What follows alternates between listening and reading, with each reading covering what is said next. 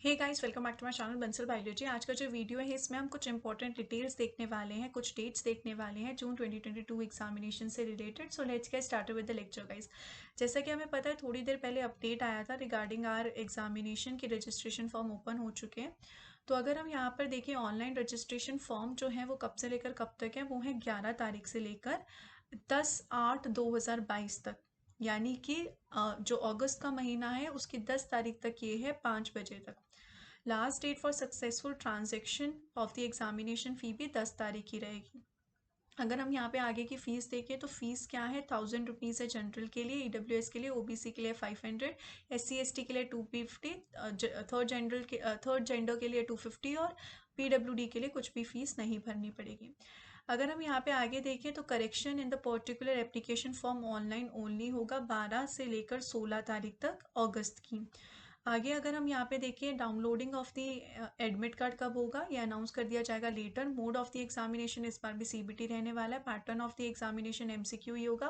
Duration of the examination once again 3 hours का ही duration है। इसके बाद अगर हम देखें तो डेट ऑफ एग्जामिनेशन इन्होंने बोला है अनाउंस बाद में करेंगे, टाइमिंग ऑफ एग्जामिनेशन भी बाद में बताएंगे। तो जो एग्जैक्टली स्टूडेंट्स पूछ रहे हैं कि कब एग्जाम की डेट है, कब है, वो आप बाद में अनाउंस कर दी जाएगी।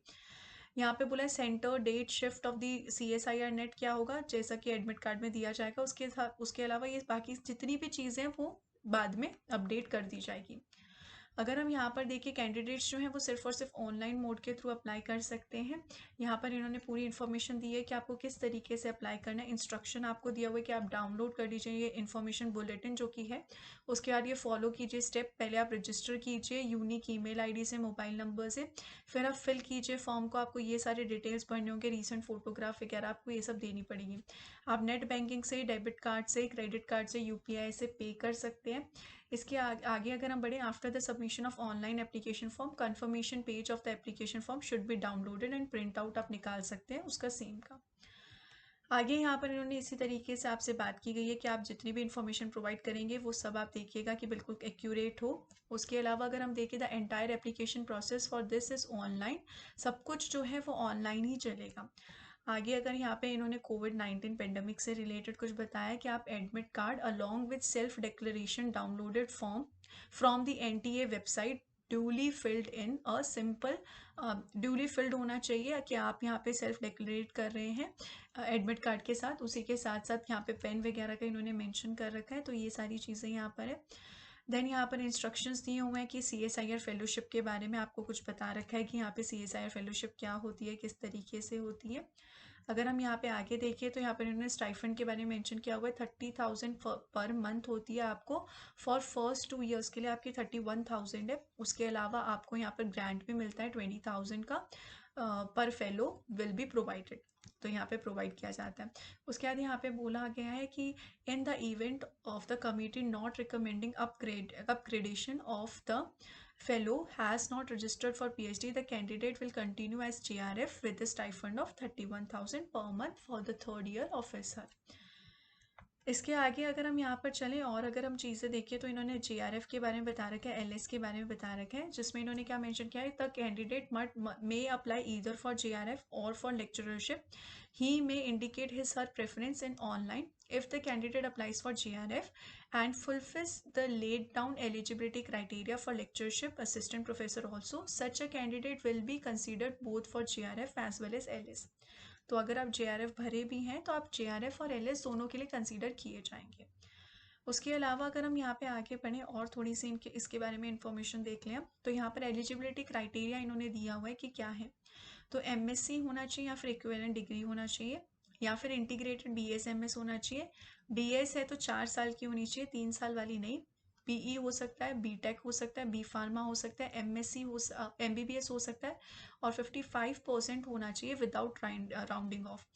मार्क्स फॉर जनरल कैटेगरी वगैरह इन्होंने मेंशन किया हुआ है। कैंडिडेट्स एनरोल फॉर MSc और having completed 10+2+3 years of above qualifying examination.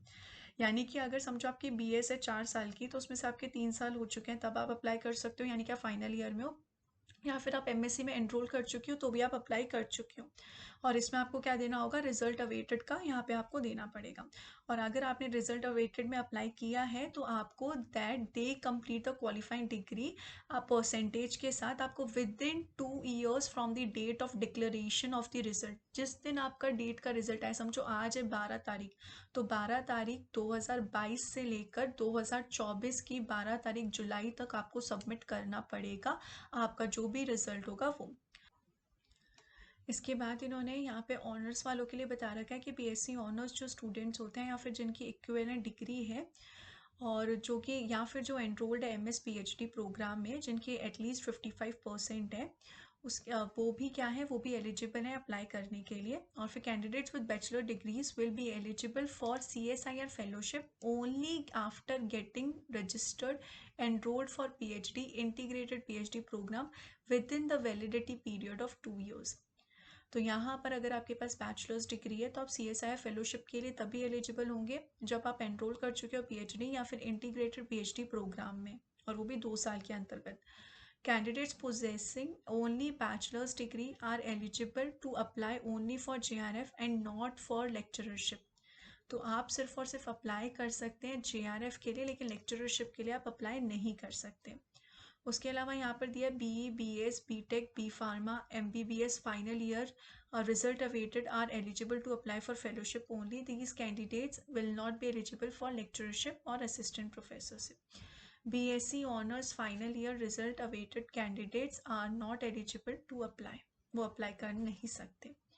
अगर हम यहाँ पर आगे देखें, आगे यहाँ पर इन्होंने क्या मेंशन किया हुआ है, the eligibility for the lectureship assistant professor of NET qualified will be subject to fulfilling the UGC criteria जो होता है उसके हिसाब से आपका देखा जाएगा।